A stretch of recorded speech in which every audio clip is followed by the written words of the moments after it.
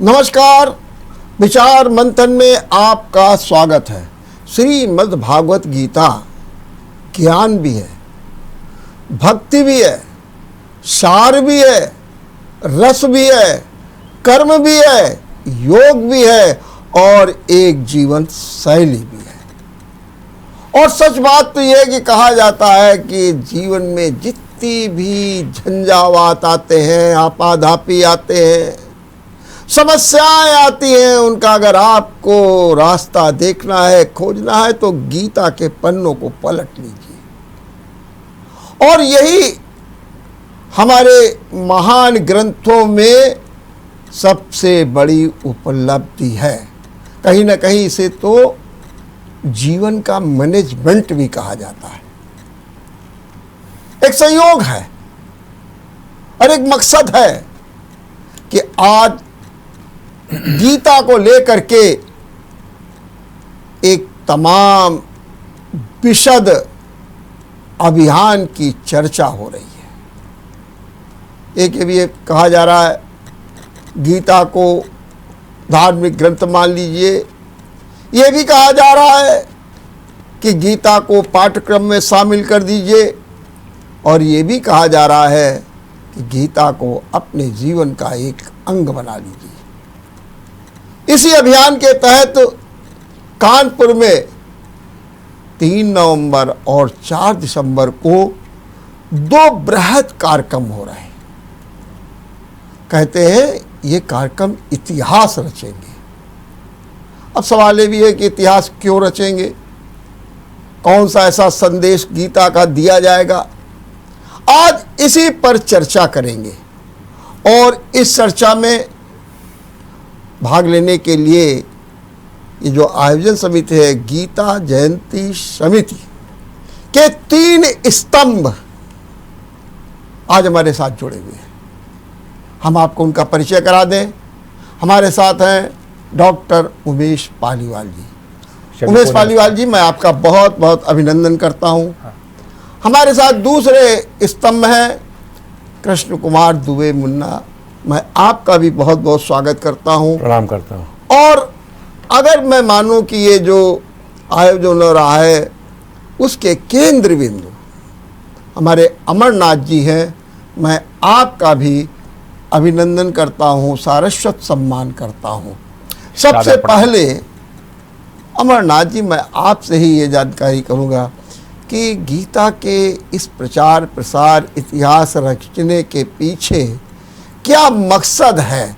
जबकि बड़ी सीधी सी बात है, जबकि हम इस समय एक धारा से बह रहे हैं, राम की धारा से बह रहे हैं, मानस की धारा से बह रहे हैं, तो आप ऐसा क्या करने जा रहे हैं? क्या आपको इस समय आवश्यकता पड़ गई कि आप गीता के लिए, गीता के संदेश के लिए एक इतिहास रचना चाहते हैं? अमरनाथ जी, मैं आपसे पूछूं। जी,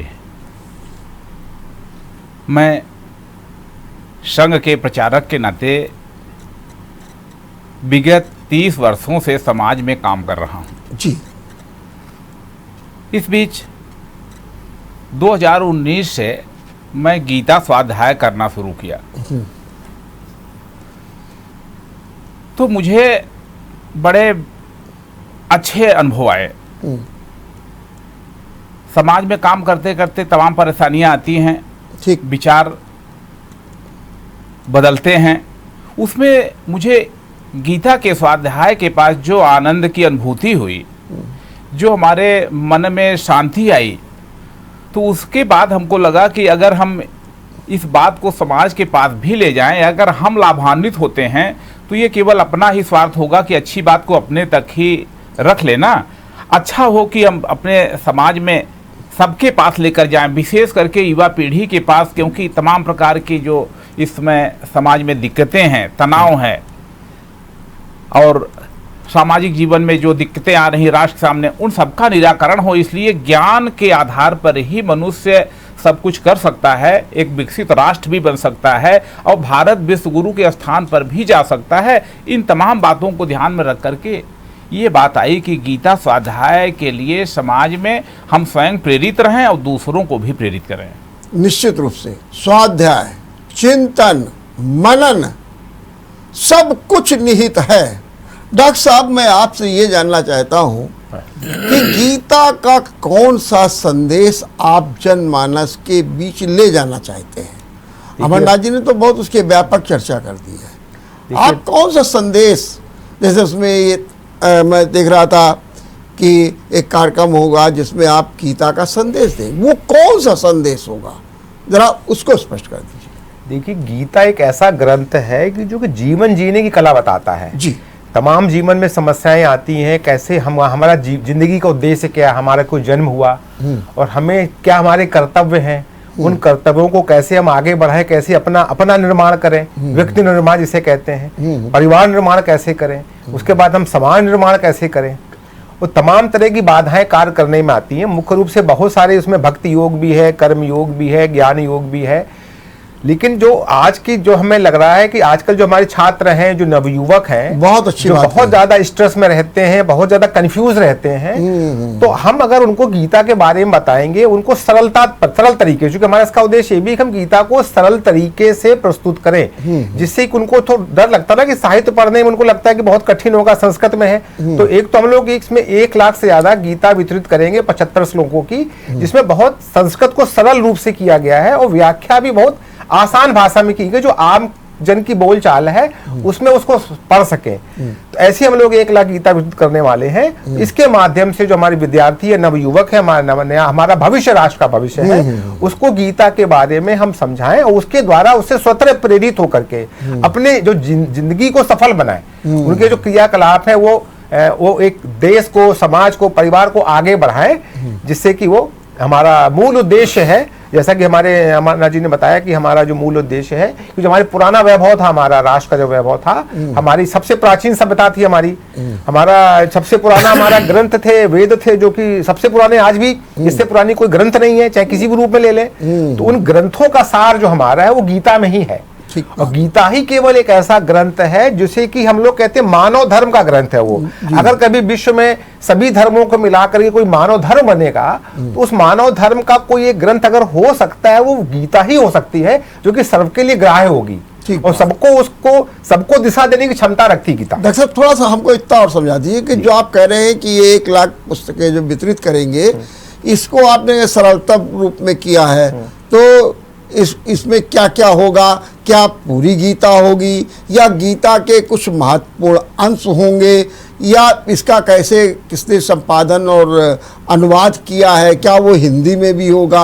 मैं ये थोड़ा समझा दीजिए हमको। देखिए, जैसा कि अमरनाथ जी ने बताया, मैंने भी कुछ समय से गीता का स्वाध्याय किया है। जब ये सब गतिविधियां चली तो सही बात है कि आपका रुझान होता है तो पढ़ना ही पड़ता है जी। तो हमने भी उसको अध्ययन किया है। तो हमारा उद्देश्य था कि हम एक सरल भाषा में, संस्कृत को भी उच्चारण में कई बार गलतियां होती हैं, बड़े बड़े वाक्य होते हैं, शब्द होते हैं, उच्चारण करने में तकलीफ होती है, तो उन उच्चारणों को संधि विच्छेद करके, हमारा पालीवाल प्रकाशन भी चलता है, वहां भी हम लोग वेदों पे बहुत सारा काम कर रहे हैं। वहां भी हम वेदों को सरल भाषा में, क्लिष्ट संस्कृत को आसान करके कर रहे हैं। तो उस टीम ने, हम सब लोगों ने मिलकर के उनको जो है सरल भाषा में, सरल संस्कृत में किया हुआ है। और जो अनुवाद भी है, कई बार अनुवाद कुछ ऐसे शब्द होते हैं समझ में नहीं आते, तो आसान हिंदी के जो शब्द हैं उनको लेकर के हमने सरल भाषा में उसका अनुवाद किया है। और ऐसे सूत्र लिए हैं जो कि आज की जिंदगी में, जो आपाधापी की जिंदगी है और बहुत स्ट्रेस की जिंदगी है, उसमें कौन कौन से ज्यादा उपयोगी होंगे, उनको हम लोगों ने चुनाव किया है, जिससे कि रिपीटिशन भी ना हो, सारा रिप्रेजेंटेशन हो जाए। पूरी गीता जो 700 श्लोकों की है, उसका पूरा भाव 75 श्लोक में आ जाए। 75 लिखने के पीछे की वजह थी, हमारे अभी 75 वर्ष पूरे हुए हैं। हम लोग जो अमृत महोत्सव मना रहे हैं, तो राष्ट्रीय भावना भी हम जाकर समाज में करना चाहते हैं, तो उसका भी रूप है 75 रखने का। ठीक बात, बहुत अच्छी बात की। दुबे जी, आप भी अच्छी तरीके से इस कार्यक्रम को देख रहे हैं, और आपने अपेक्षा ये की थी, बल्कि आप साधारण निमंत्रण लेकर के सर संचालक भगवान भागवत जी के पास गए, निवेदन किया कि वो भी कार्यक्रम में। थोड़ा सा हमको कार्यक्रम की जरा रूपरेखा बताइए। 3 नवंबर को आप कर क्या रहे? 151 किलोमीटर की मानव श्रृंखला, ये कैसे क्या होगा? और फिर 4 दिसंबर, थोड़ा संक्षेप में बताइए। 3 नवंबर 2022 को जी सबसे महत्वपूर्ण भूमिका विद्यालयों की होगी जी। हम लोगों ने अब तक 300 के ऊपर सामाजिक, व्यापारिक और विद्यालयों के संगठनों से संपर्क करके एक बहुत बड़ा अपना बैठक करी, उनसे अपनी बात कही सितंबर माह में इसके बाद धीरे धीरे सने सने करते करते आज ये स्थिति है कि हम 151 किलोमीटर के लक्ष्य को करीब करीब छूने जा रहे हैं। बाकी हरि की इच्छा है, हरि का काम है। और इसका समय 11 बजे से हर स्कूल, हर विद्यालय अपने, हमने इसको कोई श्रृंखला पूरे शहर को चक्का जाम करने के लिए नहीं किया है। हमको एक संदेश देना है गीता के माध्यम से कि हम अपनी जो मेन कार्यक्रम हमारा 4 तारीख का है, जिसमें श्री नीतीश भारद्वाज जी महाभारत के जो कृष्ण हैं, उन जो अभिनय करते हैं, उनकी उपस्थिति में ये आयोजन होगा। उसके पहले ताकि एक स्ट्रेटजी बने, एक ऊर्जा महसूस हो लोगों को। और अगर ये हमारा कार्यक्रम सफल हो गया तो हमें पूरी आशा है कि हम 1 लाख के ऊपर पूरे प्रांत में इस आयोजन को ठीक गति दे पाएंगे और ठीक दिशा दे पाएंगे। तो ये कानपुर प्रांत का है, तो इसमें कानपुर के प्रांत के सभी लोग होंगे कि केवल कानपुर के होंगे? कानपुर महानगर मेन है, उसमें प्रांत का मतलब हमारे 14 जिले हैं, उसके 7 जो है 6 जिले हैं। जैसे कानपुर को 4 जोनों में बांटा गया है, कानपुर पूरब, पश्चिम, उत्तर, दक्षिण, झांसी। तो ये 4 तारीख का तो कार्यक्रम ग्रीन पार्क में होगा। आपने कहा वहां पर गीता पाठ किया जाएगा। उसमें ऐसा है वर्मा जी, उसमें मुख्य स्थान हम लोगों ने लिखा है कि मुख्य स्थान ग्रीन पार्क रहेगा। ग्रीन पार्क की क्षमता 1 लाख की नहीं है। हम इसको ग्रीन पार्क के बाहर, ग्रीन पार्क के अंदर पूरे प्रांत में जहां भी स्थान मिलेगा वहां पे खड़े होकर स्वाध्याय पर हम इसका लाइव टेलीकास्ट करने जा रहे हैं।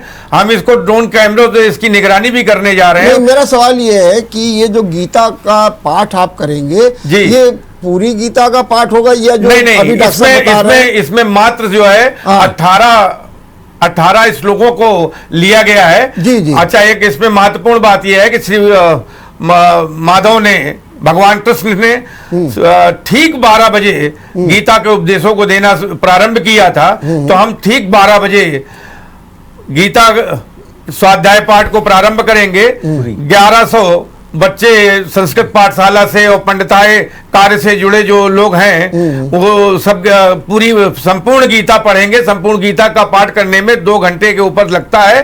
करीब 2, सवा 2, 2:30 बजे तक खत्म हो जाएगा। 2:30 बजे हम अपने इस कार्यक्रम को 18 श्लोक मात्र जो पढ़ने हैं, ताकि एक संदेश जाना है। हम गिनीज बुक वर्ल्ड रिकॉर्ड्स के संपर्क में हैं। हम विश्व कीर्तिमान को स्थापित करने जा रहे हैं। कानपुर से एक संदेश देने जा रहे हैं कि गीता वो ग्रंथ है जिसको अपनाने से हमारे सारे संकट दूर होंगे, जीने की एक कला अलग से आएगी। तथा मैं 2 सवालों के जवाब और दे दीजिए जी। ये जो आप कह रहे हैं कि 151 के और किलोमीटर की मानव श्रृंखला हो, तो ये क्या बच्चे विद्यालयों के बाहर ही खड़े होकर जी, बच्चे अपने विद्यालय के बाहर, अगर संभवता होगा तो सड़क हो गई या सड़क के किनारे खड़े होंगे। और वहां पर क्या होगा जब वो लोग पहले जैसे बच्चे खड़े होंगे तो एक बच्चा 4 फुट जगह घेरता है। ठीक है। 820 बच्चों से 1 किलोमीटर की श्रृंखला होगी। नहीं, लेकिन मेरा सवाल ये है कि वो सुनिए जी। तो वो बच्चे श्रृंखला बना के खड़े होंगे, बीच बीच में प्ले कार्ड लिए रहेंगे गीता के संदेश को लेकर के। और हम सारे विद्यालयों से हमारा जो संपर्क है, हमने कहा है कि इसमें आप जो है एक पूरी वीडियो बना करके बच्चों की संख्या भेजिए। हमारे पास बहुत कुछ संख्या। बच्चों को गीता का संदेश कैसे देंगे? उसमें हमने पढ़ा था। नहीं, उसके पहले हम बच्चों को गीता से संबंधित कुछ चीजें बताएंगे, उद्घोष करेंगे, कुछ चीजें उनको समझाएंगे कि गीता क्या चीज है, उसका महत्व समझाएंगे। आप जब सत्संचालक के पास गए थे मोहन भागवत जी के, तो आपने चर्चा की थी, तो क्या मिला था जवाब आपको? क्या सर, हम जब उनके पास गए जी तो बड़ी हिम्मत करके हमने देखा कि सब खड़े हैं, तो मैंने हिम्मत जुटाई। अब वो इतनी बड़ी पावर शक्ति है, उनके आगे बोलने में थोड़ा घबरा रहा था, मगर मैंने हिम्मत करके भगवान का नाम लेकर के उनसे बोला। पत्रक को मैंने आगे किया, उन्होंने पत्रक जैसे देखा तो हम बोले क्या है ये? तो हमने कहा सर, आपके माध्यम से गीता को राष्ट्रीय ग्रंथ घोषित करने की एक मांग है। दूसरा, गीता को सिलेबस में, पाठ्यक्रम में शामिल किया जाए, उसकी मांग है। तीसरा, हम एक 4 तारीख को प्रोग्राम करने जा रहे हैं 1 लाख लोगों के साथ गीता स्वाध्याय का, उसमें आपको मुख्य अतिथि के रूप में चाहते हैं। तो उन्होंने हमसे कहा कितनी संख्या हो जाएगी, तो मैंने कहा 1 लाख का लक्ष्य है। तो उन्होंने हमसे बोला धीरे से कि मेरी शुभकामनाएं हैं, मुस्कुराए। इसके उपरांत उन्होंने अपना दिशा निर्देश जिसको भी दिया हो, आज संघ के लोग भी हमारे इस कार्यक्रम में साथ हैं, तभी आप उस परिप्रेक्ष्य में ही प्रेरणा स्रोत हमारे अमरनाथ जी बैठे बगल में, और भी तमाम संघ के लोग इस कार्यक्रम में जुड़ रहे हैं। ठीक बात है। अमरनाथ जी, ये क्या मान लिया जाए कि इस समय ये संघ का भी एक एजेंडा बन गया है कि गीता को धार्मिक ग्रंथ के रूप में अपनाया जाए, सिलेबस में ले लिया जाए, क्या उसी दिशा में कदम बढ़ाया जा रहा है? संघ की सोच संघ की स्थापना काल से ही बहुत विस्तृत है जी। संघ की प्रार्थना में भी उसको हम लोग कहते हैं परम वैभवम नेत मेतत् स्वराष्ट्रम, अर्थात इस राष्ट्र को परम वैभव के शिखर पर ले जाना। तो उसके लिए जितने भी उपाय हैं, जितने भी कार्यक्रम हैं, जितने भी योजनाएं हैं, उस पर स्वयंसेवक करते रहते हैं। मुझे याद है कि लगभग 2013 की यह बात है, लखनऊ में गीता जयंती का ही कार्यक्रम था जी, और उसमें पूजनीय सरसंघचालक जी 4 घंटे से ज्यादा समय तक लखनऊ के उस कार्यक्रम में मुख्य अतिथि के नाते थे। तो प्रचारकों के मध्य में भी अपने संघ के बड़े अधिकारी गीता के सूत्रों के माध्यम से कैसे हमको जीना चाहिए, कैसे श्रेष्ठ जीवन जीना चाहिए, इस बात को लगातार बताते रहते हैं। 12वें अध्याय जो भक्ति अध्याय है, भक्ति योग का अध्याय है, उसके 8 श्लोक तमाम प्रचारक अपने दैनिक जीवन में रोज पढ़ते हैं कि अद्वेष्टा सर्वभूतानां मैत्रः करुणेयोच। तो ऐसे जो दिव्य गुण हैं, दिव्य संपत्ति, उनके बारे में संघ में चर्चा होती रहती है। इसलिए कोई ये नया प्रयोग नहीं है, लेकिन इस समय हम लोग कानपुर में विशेष रूप से केंद्रित इस बात को किए हुए हैं। ये एक विशेष चीज है। इसकी क्या अब आपको एक आवश्यकता महसूस हो रही है या इसकी प्रासंगिकता को आप विस्तार दे रहे हैं? नहीं, इसकी आवश्यकता और भी कई कारणों से। देखिए, एक बात हमने विशेष रूप से ध्यान में लाई जी, वो बात थी कि अफगानिस्तान में 1 साल पहले लगभग अगस्त का महीना था, जहां अमेरिका जैसी महाशक्ति, जिसके पास कितनी बड़ी मात्राओं में हथियारों की शक्ति है, आभासी शक्तियां, वर्चुअल पावर्स हैं, और वो एक मतलब देश से इस प्रकार से भागा कि जैसे कि उसके अंदर कोई ताकत ही नहीं। तो उसमें से ये विचार आया कि देखो, कभी अफगानिस्तान में भी हमारे ही धर्म को मानने वाले, हमारे ही विचारों को मानने वाले थे, लेकिन एक ऐसा समय आया कि वहां पर भगवान बुद्ध की सबसे बड़ी जो मूर्ति थी वो तोड़ दी गई। तो क्या कारण है? तो कारण बात आया कि कहीं न कहीं हम सब लोग, हमारे समाज में अपने जो ज्ञान की बात है, जिससे जीवन की धारणा होती है, जिससे आदमी सत्य के लिए आगे आता है, उसका प्रचार प्रसार कम हो गया। तो इसीलिए एक बात है, गीता से लोगों के जीवन की समस्याओं का निराकरण भी हो और राष्ट्र भी सशक्त हो और अच्छा बने, इसलिए हर प्रकार से उपयोगी समझ करके हम लोगों ने इस बात को ये लिया कि ये इस समय तात्कालिक रूप में राष्ट्र के लिए सबसे बड़ी आवश्यक चीज है। ठीक बात। डॉक्टर साहब, मैं आपसे जानना चाहता हूँ कि अभी आपने कहा आपने विश्वाध्याय किया, तो आपने कर्मयोग भी पढ़ा होगा, योग भी पढ़ा होगा, भक्ति भी पढ़ा होगा। मेरा आपसे कहना ये है कि आपको गीता का वो कौन सा प्रसंग, कौन सा प्रकरण इतना टच कर गया कि आपको लगा कि नहीं, गीता में बड़ी सार है, और आप उसका बीच बीच में उल्लेख भी करते हैं, जैसे भी आपने तनाव वाली बात की थी। तो ऐसा क्या आपको बहुत ही अच्छा प्रभावित कर गया गीता का वो प्रसंग, जरा वो सुना दीजिए। देखिए, मेरा मानना है, जैसे मैं सोचता हूँ गीता के, तो ऐसे तो कि जितने भी श्लोक है, मैं अभी जो 700 श्लोकों को हमको जो 75 श्लोक में कन्वर्ट करना हुआ, आई थिंक मुझको 10-15 दिन लग गए। जी। मैंने सबसे पहले जो उसका सॉर्ट किया, तो हम लोग 700 में से हम लोगों ने 180 श्लोक पे आए, बहुत प्रयास करके, कुछ छोड़ने का मन ही नहीं कर रहा था कि इसको छोड़ सके। वही 175 से फिर और हमने कम किए, और कौन से ज्यादा जीवन में उपयोगी है। 175 से हम लोग 130 तक आए, फिर दोबारा पूरी गीता पढ़ के फिर और उसका निचोड़ निकाला जाए। 130 से फिर हम लोग 112 पे आए, 112 से हम लोग 91 पर आए, फिर बड़ी मुश्किल से जाकर के हम लोग 91 से 75 श्लोक पे आ गए। तो सभी श्लोक बहुत जरूरी हैं, लेकिन जो आज के समय की बात करें तो जो कर्मयोग है, जो कर्मयोग आज के समय में ज्यादा प्रासंगिक है, जो हमारे छात्र विद्यार्थी हैं, नवयुवक हैं, क्योंकि उसमें तो संन्यास की भी बात भी कही जाती है, तो वो एक अलग आयु वर्ग के लिए जरूरी है। तो हमारा जो मेन फोकस है वो कम आयु वर्ग के लिए ज्यादा है, क्योंकि भारत का भविष्य है, उनको अपने पूरा जीवन जीना है, उनके पूरी चाहे प्रोफेशनल लाइफ हो चाहे स्टूडेंट लाइफ हो, तो हम कैसे अपने को कंसंट्रेट करके हम किसी भी कार्य को करें तो पूर्ण भाव से करें। जैसे कहा गया है कि आप अगर भोजन भी कर रहे हैं तो पूरी भोजन को तन्मयता से करें, लेकिन साथ में कहते हैं कि इससे आगे की स्टेज क्या होती है, खेले तो पूरी तन्मयता से खेलें, पढ़ाई करें पूरी तन्मयता से पढ़ाई करें।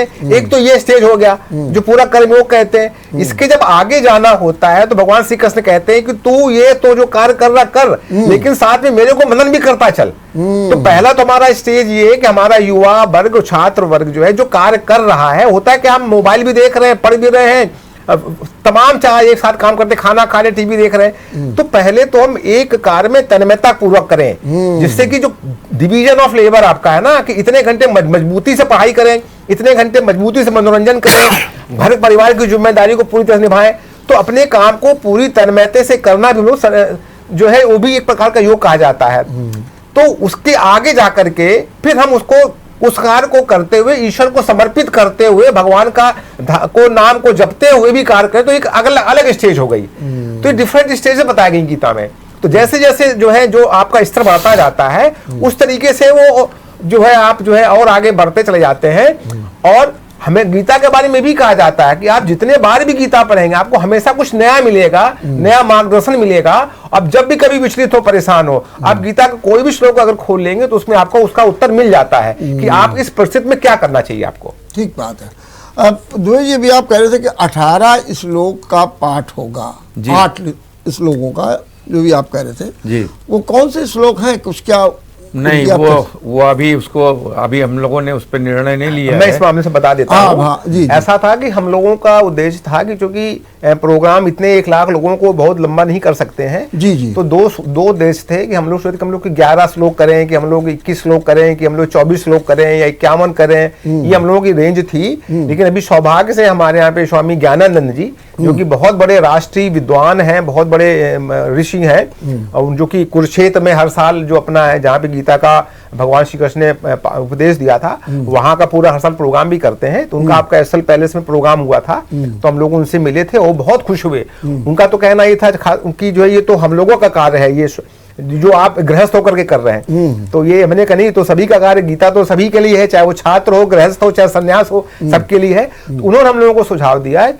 कि आप लोग हर अध्याय से, जो 18 अध्याय, हर 18 अध्याय से एक एक श्लोक ले लीजिए।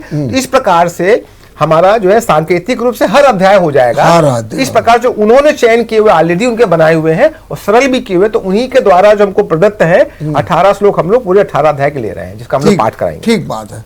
अब द्विवेदी जी ये बताइए कि जो आप ये प्रचार प्रसार का जो काम कर रहे हैं, इतिहास रचने का काम कर रहे हैं, आपको लगता है कि जनमानस में आप उतनी अपेक्षा से कार्य कर पाएंगे, क्योंकि ज्ञान भी है, भक्ति भी है, योग भी है, तो आपका जो सरलतम मार्ग क्या होगा? जैसे भी पालीवाल जी ने बहुत अच्छी बात कही कि हमने उस लोगों को जो है बड़े सरल रूप में कर दिया है। और आप तो विद्यालय प्रबंधन का भी काम देखते हैं, बच्चों के साथ ले जाने के लिए आपको क्या करना चाहिए?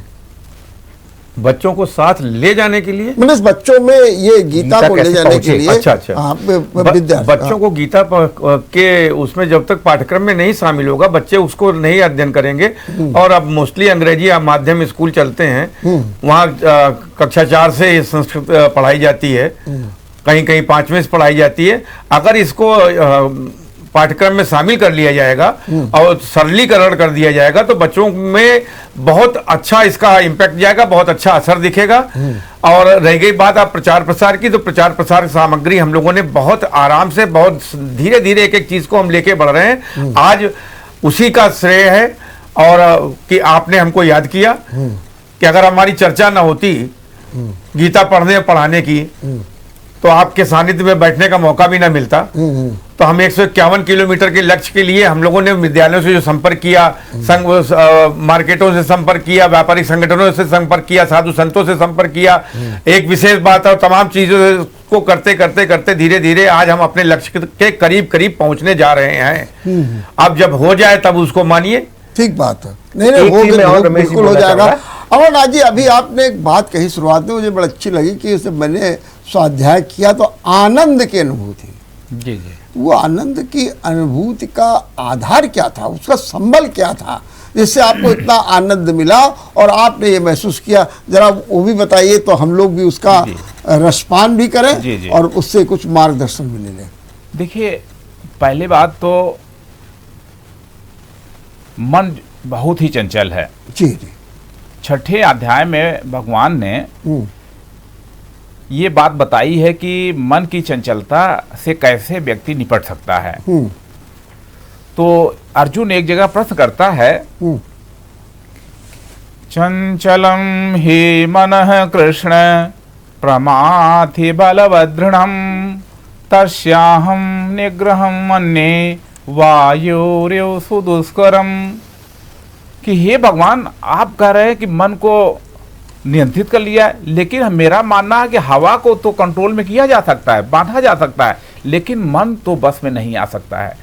तो भगवान ने विद्यार्थी खास करके हमारे सबके लिए कि नहीं, हिम्मत हारने की बात नहीं है। तो कहते हैं, भगवान अर्जुन से कहते हैं, असंशयम महाबाहो मनो दुर्निग्रह चलम अभ्यासेन तो कौन्तेय वैराग्येण च गृह्यते। कि हे अर्जुन, बहुत ये निश्चित बात है कि मन को आसानी से बस नहीं किया जा सकता, लेकिन दो उपाय सबके लिए सुलभ हैं। वो दो उपाय हैं, अभ्यास और वैराग्य। यानी जो हम वैराग्य को यहाँ से परिभाषित करना चाहते हैं कि जैसे एक विद्यार्थी है, तो विद्यार्थी के लिए जो चीज आवश्यक नहीं है, क्या उसे पढ़ने से ज्यादा कोई चीज आवश्यक हो सकती है?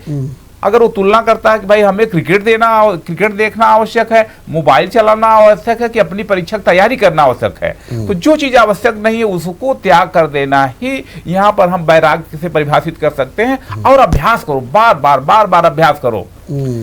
तो ये अभ्यास करने के बाद और फिर उसमें जाकर के योग के बारे में बताते हैं भगवान।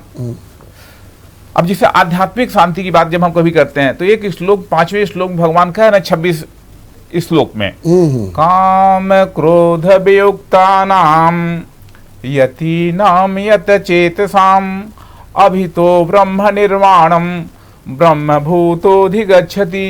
कितने कितने सुंदर शब्दों की बात इसमें कह रहे हैं कि काम और क्रोध, इन्हीं दो बातों से तो आदमी परेशान है। क्यों भ्रष्टाचार करता है, क्यों धन के पीछे भाग रहा है? तो कामनाएं हैं, काम और क्रोध, और कामनाएं पूरी नहीं होती हैं तो क्रोध आ जाता है। ऐसा व्यक्ति जो काम क्रोध को से अलग हो गया है, काम क्रोध वियुक्ता नाम यति नाम, जो अपने मन पर कंट्रोल कर लिया है, अपनी इंद्रियों पर कंट्रोल कर लिया है, उसके सामने ब्रह्म अभितः है, उसके सम्मुख आ जा, अपने आप प्रकट हो जाता है। तो मन की शांति ही 12वें अध्याय में एक जगह भगवान कहते हैं कि वास्तव में जब जिसे हम लोग ईश्वर की प्राप्ति करते हैं, उसमें उसको एक जगह कह रहे हैं कि शांति ही सब कुछ है, शांति ही ईश्वर का स्वरूप है।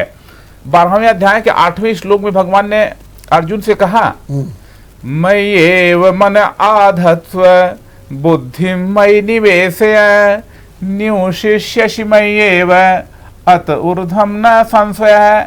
कि हे अर्जुन, तुम मुझ में ही अपने मन का निवेश करो, मय्येव मन आधत्स्व, अपनी बुद्धि का निवेश मुझ में ही करो, तुम मुझ में ही निवास करोगे, इसमें कोई संशय नहीं है। फिर आगे चल करके वो तमाम बातें उपाय बताते हैं, ये नहीं कर पाओ तो तुम ये उपाय करो, तमाम फार्मूले बता रहे हैं। लेकिन अंत में जो बात उन्होंने कही है उसे उन्होंने तुलनात्मक बात कही है, और जिसमें वो बात किसी बात को कहते हैं कि तुम सभी कर्मों के फल का त्याग कर दो। श्रेयो हि ज्ञानमभ्यासात् ज्ञानाध्यानं विशिष्यते ध्यानात् कर्म फल त्यागः त्यागात् शांति अनंतरम। कि श्रेयो ही ज्ञानम अभ्यासात्, अभ्यास की तुलना में ज्ञान श्रेष्ठ है, और ज्ञान की तुलना में ध्यान श्रेष्ठ है, और ध्यान की तुलना में सभी कर्मों के फल का त्याग कर देना श्रेष्ठ है। और इस प्रकार से अंत में तुम्हें शांति प्राप्त हो जाएगी। ठीक बात, बहुत अच्छी बात की अमरनाथ जी। डॉक्टर साहब, अभी आप कर्म की बात कर रहे थे जी, और कहा गया कर्मणे बाधिकारस्ते माँ फलेषु कदाचनम। अब यहाँ पर जब ये बात आती है माँ फलेषु कदाचनम, तो एक और कर्म पर आप प्रधानता दे रहे हैं और फल के लिए कि काम करो, प्रतीक्षा करो। क्या कहेंगे इस बारे में, कैसे समाज को आप संदेश देंगे? उसमें इसमें ये संदेश देना चाहते हैं जी कि फल आप आपने तो कर्म किया जी। अब पूरा डेडिकेट हो करके तन्मयता से पूरा कार्य करना चाहिए, लेकिन फल कितना मिलना, कैसे मिलना, उसमें वाकई में किसी का अधिकार नहीं होता है। तो वो फल की कैसे मिलेगा, कितना मिलेगा, उसके लिए ईश्वर पे छोड़ दीजिए। आपने पूरा किया, फिर कितना मिलेगा, कैसे मिलेगा, ईश्वर पे छोड़ देंगे तो आपको टेंशन भी नहीं होगा। अदरवाइज आप काफी चिंतित होते रहते हैं, हमेशा गुणा भाग लगाते रहते हैं, मैं इतना किया, ऐसा हुआ, ऐसा हुआ। तो उसकी तरफ बिल्कुल चिंता ना करें, उसकी तरफ अभी कभी अपने आप को डाइवर्ट ना करें, अपना जो चिंतन है, जो एनर्जी उधर ना लगाएं। तो आप एक ही दिशा में सोचें कि हमारी क्या जिम्मेदारी, क्या हमारा स्वधर्म क्या है, हमारे मूल कर्तव्य क्या है, चाहे वो अपने प्रति हो, परिवार के प्रति हो, समाज के प्रति हो, हमारे प्रोफेशन के प्रति हो। तो जो कर्म हम अपने जो अच्छा से अच्छा कर सकते हैं करें, फिर रिजल्ट जितना मिले वो हमको एक ईश्वर का प्रसाद मान करके उसको ग्रहण कर लेना चाहिए। ठीक बात इससे में भी चिंता नहीं होती है। ठीक बात। कृष्ण कुमार जी, मैं आपका एक लिटरेचर पढ़ रहा था जिसमें आप कह रहे थे कि लोगों को गीता प्रसाद के रूप में बांटनी चाहिए, गीता का स्वाध्याय जरूर करना चाहिए, चिंतन करना चाहिए, ये सब आपने उसमें लिखा। तो क्या 4 तारीख के बाद आपका ये अभियान कुछ चलेगा? उसमें आपने लिखा कि संकल्प लोग लेंगे, तो क्या इसका भी एक अभियान चलेगा? जी जी जी चलेगा। इसका अभियान चल चुका है। एक्चुअली हम लोग जो इसका प्रारंभ ये खाली इससे नहीं है, इसका 9 संवत्सर के प्रथम दिन से हमने गीता यात्रा निकाली थी, और अब हर वर्ष हम लोग गीता जयंती के दिन जो भी उसकी तारीख पड़ेगी, जब भी पड़ेगा, एक आयोजन करेंगे। इसको कभी भी अब इसको ठंडे बस्ते में डालने वाले नहीं है, और कानपुर महानगर इसके लिए हर काम प्रेरित हमेशा। क्यों ऐसा करते जाएंगे आप? जैसे कभी अमरनाथ जी तो बड़ी स्पष्ट बात बता दी, मुझे बड़ा आनंद आ गया और आनंद की अनुभूति हमने भी ले ली।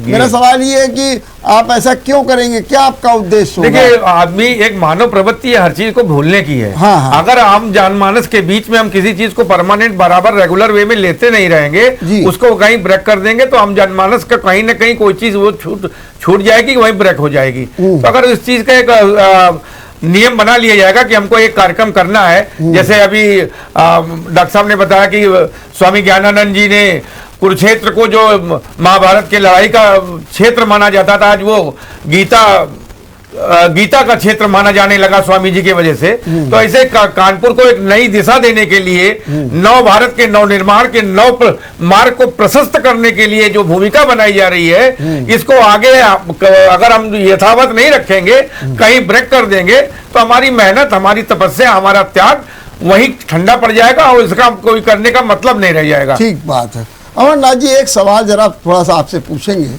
तो आप उसको थोड़ा सा चूंकि चर्चा होती है आम जनमानस में, श्रीमद् भागवत कथा कही जाती है, बड़ा आनंद आता है, और कहते हैं अगर कोई कथा कह रहा हो और अगर उस कथा में आनंद है, रस है, तो जैसे गन्ने का रस है, जहाँ से चूसिए वहीं आनंद आता है। क्या बात, मेरा मानना है। सवाल ये उठता है कि आज की कथा में नृत्य भी होता है, आज की कथा में फिल्मी गीत भी गाए जाते हैं, आज की कथा में गजल भी होता है।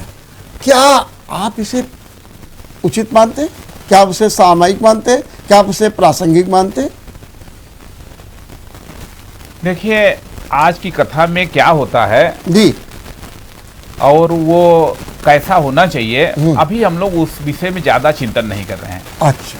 हम लोगों का चिंतन इधर है कि गीता स्वाध्याय, और जिसे हम कठिन काम कहते हैं, क्योंकि आप सामान्यतः लोगों से अगर आप पूछिए, बात करिए, तो संस्कृत को कठिन मान करके लोग उसके पास जाते ही नहीं हैं। तो पूरा अपना कि एक हम किसी लकीर के मिटाने के चक्कर में क्यों पड़े। जैसे अर्जुन ने अगर सरसंधान किया, तो उससे यही पूछा गया कि तुम्हें क्या दिखाई पड़ रहा है? पत्ते दिखाई पड़ रहे हैं, ये दिखाई पड़ रहा है। तो उसने केवल ये कहा, जब उसको तभी आदेश मिला कि तुम सरसंधान करो, जब उसने कह दिया कि हमें केवल मछली की आंख दिखाई पड़ रही है। तो हमारे समाज में अनेक लोग हैं, अपने धर्म के प्रचार प्रसार में कथा के माध्यम से, गान के माध्यम से, कीर्तन के माध्यम से कितने कितने प्रकार का प्रयास कर रहे हैं। तो वे लोग निश्चित रूप से धन्यवाद के पात्र हैं, उनका हम लोग बड़ा सम्मान करते हैं। लेकिन उसमें रुक नहीं जाना, क्योंकि ज्ञान के बिना जो है, ये गीता अंतरराष्ट्रीय ज्ञान ग्रंथ है, हम इसको राष्ट्र जोड़ते हैं कि भाई ये बताओ, भारत के लोग राफेल क्यों नहीं बना पाते हैं, भारत के लोग एप्पल क्यों नहीं बना पाते हैं, भारत के लोग बड़ी बड़ी जो है टेक्नोलॉजी क्यों नहीं बना पाते हैं, हम तो विश्व गुरु कहे जाते थे। तो कहीं न कहीं हम ज्ञान साधना में कमजोर हो गए, तो ऐसी स्थिति हो गई। तो गीता एक ऐसा ज्ञान है जो पूरे मन को शांत कर देगा, और जब तक कोई मन शांत नहीं होगा तब तक वो व्यक्ति जो है, जिसे कहा जाए कि चरम उत्कर्ष को प्राप्त नहीं कर सकते। अगर समय हो तो मैं छोटा सा उदाहरण दूंगा। हाँ दीजिए। उदाहरण ऐसा है कि ये फ्रांस में और इंग्लैंड में एक बड़ा ऐतिहासिक युद्ध हुआ। उसमें आता है कि जो फ्रांस के सेनापति थे और जो इंग्लैंड के सेनापति थे, दोनों लोग अवसर का, बीच में एक नदी पड़ती थी, इंतजार कर रहे थे। दोनों लोग अपने उधर के जो मौसम विज्ञानी थे उनसे पूछते थे कि कब ये मौसम ठीक होगा, हम लोग नदी पार करेंगे। दोनों ओर के वैज्ञानिकों ने कह दिया कि नहीं भाई, ये भी इतने दिन तक बरसात हो रही है, आप नदी पार नहीं कर पाओगे। ऐसा समझ करके जो हमारे फ्रांस के सेनापति थे, उन्होंने कहा कि ज्योतिषी ने तो वही बात कही है कि ये बरसात रुक नहीं सकती, इस नाते इंग्लैंड की सेना हमारे देश पर आक्रमण करेगी नहीं। इसलिए उनकी पत्नी का उसी दिन जन्मदिन था। वे जन्मदिन मनाने के लिए उसी तारीख को चले जाते हैं और उसी को इन्होंने अवसर के रूप में उसी दिन अटैक कर दिया। बाद में वो पराजय हो गई। तो कहीं न कहीं जो लोगों के मन में इंजॉयमेंट की इच्छा है, तो इंजॉयमेंट व्यक्ति की कार्य क्षमता को घटा भी सकता है, क्योंकि जीवन बड़ा कठोर है। जो व्यक्ति धूप में नहीं चल पाएगा, वो कैसे अपने लक्ष्य को प्राप्त कर पाएगा। तो ये तमाम बातों की बात कि हमें कर्म पर अधिकार मानना चाहिए, कर्मण्येव अधिकारस्ते, और कर्म करने में जो तप है, जो साधना है, वो गीता के पढ़ने से हमको मिलेगी कि हम कठिन काम लेकिन मानस में भी तो कहा जाता है कर्म प्रधान विश्व रचि राखा, ये भी सब बातें की जाती है। और फिर ये भी कहा जाता है कि हुई सो राम रचि राखा, तो वहाँ पर भी तो कर्म प्रधान की बात की गई। इस कर्म प्रधान और इस कर्म प्रधान में आप क्या फर्क पाते हैं? देखो श्रीमान जी, मैं ये कहना चाह रहा हूँ कि ये जो बड़ा महत्वपूर्ण श्लोक है, कर्मण्येव अधिकारस्ते मां फलेषु कदाचन, मां कर्म फल हेतु भू, मां ते संगोष कर्मणि, इसके 4 पार्ट हैं। वास्तव में संपूर्ण कर्म की इसमें व्याख्या कर दी गई। वो बात ये, उसमें वो बात नहीं कह रही, उसमें जो मतलब भगवान पर डाल दिया जाता है। यहाँ तो बात ही कर रही है कि आपका कर्म करने में अधिकार है। अब आप बताइए कि कोई विद्यार्थी पढ़ क्यों नहीं पा रहा है? तो अक्सर क्या होता है कि हमारा मन अधिकतर जो है फलाकांक्षी हो जाता है। एक विद्यार्थी वो कह रहा है कि हम IAS बनेंगे, तो IAS पढ़ने के नाते बनेगा। अब जो लक्ष्य है उसी पर सबका लक्ष्य ध्यान आ गया कि हम ये करेंगे, हम वो करेंगे। यही समाज में आप देखेंगे कि कोई आदमी पहले लक्ष्य बना लेता है और फिर कर्म करना शुरू करता है। तो यही देखिए कि अगर कोई, जैसे क्रिकेट में कोई खेल रहा है, जब वो 90 रन बना लेता है और उसके बाद में ये बात आ जाती है कि मुझे तो 100 रन पूरा करना है, जैसे वो 100 रन के बारे में सोचना शुरू कर देता है, उसका ध्यान उसके बैटिंग से उसकी हट जाता है। तो कहीं न कहीं वो जो इसे नर्वस 90 एक शब्द दिया गया है, उसमें वो नर्वस हो जाता है और फिर वो काम नहीं कर पाता है। तो हमें कहाँ फल संचय करने की जरूरत है? आप अपना कर्म सुधारते जाइए और कर्म के हेतु भी मत बनिए, फल के हेतु मत बनिए। ये बड़ी बात कही गई, क्योंकि फल के आप हेतु बन जाएंगे तो फिर आपका मन हमेशा इंगेज रहेगा, शांति नहीं होगी। बिना शांति के प्रचंड कर्म हो नहीं सकते। जो जितना शांत, हम कृष्ण को देखते हैं, आप कभी महाभारत सीरियल देखिए तो उसमें देखेंगे कि युद्ध के बीच में भी श्री कृष्ण भगवान ध्यान की मुद्रा में ही बैठे, कोई उद्विग्नता नहीं, कोई व्यग्रता नहीं, कोई मतलब अनिश्चितता नहीं। ऐसे लग रहा कि जैसे कुछ हो ही नहीं रहा है।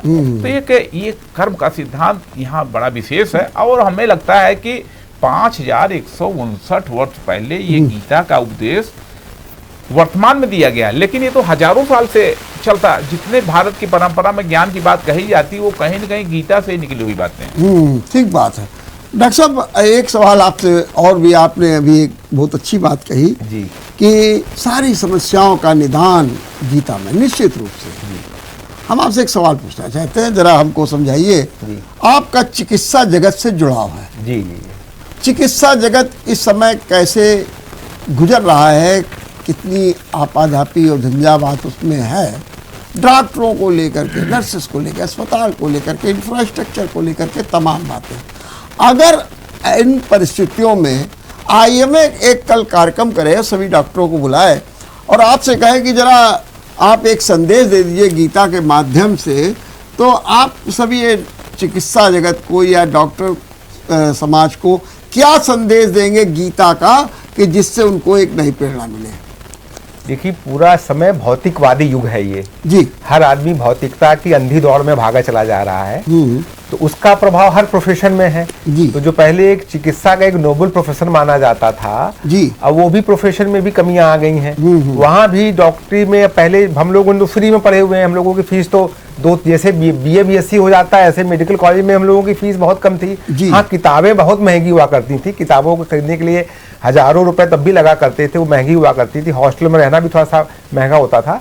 लेकिन आज आप देख रहे हैं कि वो लाखों करोड़ों रुपए खर्च हो रहे हैं चिकित्सा में। अब जो व्यक्ति या जो परिवार लाखों करोड़ों रुपए खर्च करता है और साथ में भौतिकवादी युग में, तो उसकी अपेक्षाएं भी रहती हैं। अभी बीच में ऐसा समय आ गया था कि एक चिकित्सक जो कि सबसे कठिन कोर्स है पूरी दुनिया में, भारत का जो एमबीबीएस की पढ़ाई है पूरी दुनिया में इससे कठिन कोई कोर्स नहीं है। उस पढ़ाई के बाद में मालूम पड़ा जॉब अगर मिल रहा है, कमाई हो रही तो 50-60 हजार रुपए कमाई हो रही है। उधर इंजीनियर लोग जो कि आसान कोर्स है वो करके लाखों करोड़ों के पैकेज ले रहे थे। और इतना ज्यादा समाज का दबाव रहता है चिकित्सक के ऊपर, क्योंकि आजकल वो ट्रस्ट खत्म हो गया है। कुछ कमियां डॉक्टरों की भी हैं, कुछ समाज भी बदला है, इसलिए बदलाव है, तो ट्रस्ट डेफिसिट है बहुत ज्यादा। उसके चक्कर में बहुत डॉक्टरों ने बीच में बनना काफी कम कर दिया था, डॉक्टरों के बच्चे डॉक्टर नहीं बन रहे थे। हाँ, ये बात सही है। तो कह रहे थे 10-10 साल का 11-11 साल का समय बीत रहा है, ये भी बात हो रही थी। जी। और एक सज्जन तो हमारे पास डॉक्टर साहब आए थे, हाँ क्षमा करिएगा जी, वो आईबीए के पदाधिकारी थे। जी। हमने कहा आप लोग फीस बहुत ज्यादा लेते हैं, जी। कहीं करोड़ों दे के आए तो क्या करें। ये भी हाँ, तो चलिए बहुत अच्छी बात आप कह रहे हैं, जरा बताइए। हाँ, तो उसी भौतिकतावादी युग में उनपे भी प्रभाव पड़ा है। लेकिन अल्टीमेटली फिर भी अगर देखें तो हम चिकित्सा, हम तो अपने को बहुत सौभाग्यशाली मानते हैं कि ईश्वर ने हमको एक ऐसा प्रोफेशन दिया जहां पर हमें सेवा, समाज की सेवा करने के लिए कहीं दूर जाना ही नहीं है। हम हर क्षण समाज की सेवा कर सकते हैं, ये हमारा सौभाग्य है कि हम हर मरीज को अपना जैसे कहते हैं कि योग है कर्म से कौशलम, कि योग तो क्या है, अपने कर्म को कुशलता पूर्वक करना। अगर हम हर मरीज को अपने अच्छी तरह से पूरा एनर्जी दे करके पूरी ढंग से इलाज करते हैं तो बहुत कुशलता, बहुत बड़ा काम है। वही हमारा सबसे बड़ा योगदान समाज के लिए है, वही बहुत बड़ी समाज सेवा है। तो हम सभी चिकित्सकों से ये, या बल्कि सभी लोगों से संदेश देना चाहते हैं कि आप जिस भी प्रोफेशन में जो भी कार्य कर रहे हैं उसको पूरा डेडिकेट करिए।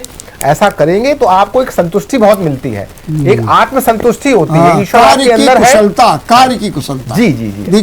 तो कार्य की कुशलता से अगला भी खुश है और हमारा भी ग्राफ अच्छा बनता है। अगर हम अच्छा कार्य करेंगे कुशलता से तो हमारे भी नेम फेम होगी, हमारी भी कह सकते हैं कि वो क्षमता बढ़ेगी, हमारा भी विस्तार होगा। हर आदमी अपना विस्तार चाहता है, तो ये कार्य की कुशलता से सारे कार्य अच्छे होते हैं, चाहे हमारा मरीज हो चाहे हमारा प्रोफेशन हो, सभी का विस्तार होता है और संतुष्टि का भाव होता है। चलिए, बहुत अच्छी बात की दुबे जी। आप प्रचार कार्य में लगे रहेंगे, इसमें भी दो राय नहीं है, तो जरा क्षमा कीजिएगा अगर कोई व्यक्ति आपके सामने आए और कहे हम तो भाई मानस पढ़ते हैं, मानस में सब कुछ है, बड़ी सरल भाषा में लिखी हुई है, और गांव का भी आदमी जय विद हो नाथ हित मोरा, करो सुवेग दास में तोरा, मंगल भवन, मैंने पढ़ा लिखा व्यक्ति नहीं वो भी कर लेता। लेकिन कहे कभी आपकी गीता में तो बड़ा वैसा संदेश है, तो आप उसको क्या विशेष बात बताएंगे कि वो आपकी बात से प्रभावित हो जाएगा और गीता का स्वाध्याय चिंतन मनन करने लगेगा? या फिर यूँ हम आपसे पूछें कि आपको गीता में सबसे विशेष बात क्या लगती है? देखिए, गीता जो ये संपूर्ण सृष्टि में जो भी कुछ हो रहा है वो सब गीता में समाहित है जी। दूसरी बात, जब तक हम बच्चों के बीच में गीता को नहीं लाएंगे पाठ्यक्रम में, तब तक हम उस दिशा में सफलता नहीं प्राप्त कर पाएंगे। जब उनको गीता को सरल करके, गीता खाली एक भाषा में नहीं लिखी, संस्कृत भाषा में, गीता अंग्रेजी में भी है, गीता गुजराती में भी है, गीता हिंदी में भी है, तमाम अनुवाद है उसके। अब तो इतना एक आधुनिकीकरण हो गया है, वो डिजिटल गीता श्री रविशंकर जी ने निकाली है और 14 भाषाओं में है, जिसमें आप उसमें सॉफ्टवेयर ऐसा बना कि आप उस पॉइंट को छू देंगे तो उसी भाषा में निकल ही आएगी। तो अगर आप गीता को समझने के लिए आप अपनी जरूरी थोड़ी कि संस्कृत थी उसी को सरलीकरण करने के लिए हम उस प्रचार प्रसार में जुटे हैं कि वो सरल भाषा की उसको कठिन न समझा जाए, इसको ये सरल है समझने का जब प्रयास करेंगे तभी तो समझेंगे। हमने तो उसको मात्र गीता को कोर्ट के अंदर सौगंध खाने की वस्तु मान लिया है कि उसके ऊपर हाथ रख के सौगंध खाते हैं। ये भी फिल्मों में दिखाया जाता है, स्वाभाविक रूप से नहीं। आपके आम कोर्ट में ये सब नहीं है। अरे अपने ब्रिटेन में तो प्रधानमंत्री हुए हैं, वो उन्होंने भी गीता के भैया जी शपथ ली और फाइनेंस मिनिस्टर सर जी। ऐसा है गीता एक जब स्वामी जी ने भी एक दिन बताया था चर्चा में कि विदेशों में बिना गीता के कोई लाइब्रेरी, उनकी लाइब्रेरी अधूरी है। ठीक बात है। तो अब इतनी महत्वपूर्ण चीज जो हमारे देश की है, जो हमारे प्रभु श्री के मुखार बिंदु से निकली हुई है, अगर वो आम जनमानस के बीच में नहीं आएगी, भाषा उसको संस्कृत है उसको सरल करो, ये हमारे हाथ में है। ठीक बात। एक बात मैं इसमें और करना चाहूंगा। हाँ देखिए, श्री रामचरितमानस में भगवान राम ईश्वर के रूप में मनुष्य होकर के कैसे जीवन जीना चाहिए ये दिखा रहे हैं। हाँ वो बोल नहीं रहे, उपदेश बहुत कम देते हैं। लेकिन उनका आचरण, वो आचरण से उनकी जो मर्यादा है जी, वो उसमें जी करके दिखा रहे हैं। उपदेश देने में संकोच कर जाते, कहीं वो नहीं करते हमेशा कहते मैं राजा दशरथ का पुत्र श्री राम हूँ। लेकिन भगवान कृष्ण जो है वहां हमेशा उपदेश दे रहे हैं। वास्तव में आदमी काम करता है अपने विचारों के नाते। राम के कुछ विचार थे जिसके नाते वो राम बन गए। वो विचार क्या थे? वो विचार भगवान कृष्ण दे रहे हैं कि और वो राम के रूप में प्रकटीकरण हो रहा है। तो इस नाते पहले आप विचार ले लीजिए, अब विचारों के आधार पर राम बन करके राम के स्थान पर देखिए। जब आप अपने को अर्जुन के स्थान पर देखेंगे तब आपको पता लगेगा कि कृष्ण का विचार हमारे पास आ रहा है। जब आप राम को देखेंगे तब कहेंगे अरे हम राम जैसा जी रहे हैं क्या। तो कृष्ण के विचारों को लेकर के राम जैसा जीवन जीने की एक थी। एक ऐसा समय था कि भारत हमारा परतंत्र था, गुलाम था। हमारे यहाँ समझिए कि एक विकसित सभ्यता एकदम धराशायी हो गई थी गुलामी के नाते। तब हम गीता की बात नहीं करते, तब बाबा तुलसीदास ने जन भाषा में, सामान्य भाषा में वो बात कही। आज हम महाशक्ति बनने की चक्कर में हैं, वहां हम जाना चाह रहे, तो हमें कठिन काम करना चाहिए। गीता कठिन है, अगर तुम्हारे में दम है तो कठिन काम कर देखो। क्या बात, बहुत अच्छी बात की, बहुत अच्छी बात की। रमेश जी बताना चाह रहे हैं प्रोग्राम के बारे में जी, कि जो हमारा पूरा आयोजन है इसमें हम लोगों को करीब 212 संगठनों को हम लोगों ने जोड़ा है। हमारे आध्यात्मिक, सामाजिक, शैक्षणिक, व्यापारिक संगठन सब जुड़े हुए हैं, सब मिलकर के इस प्रोग्राम को कर रहे हैं।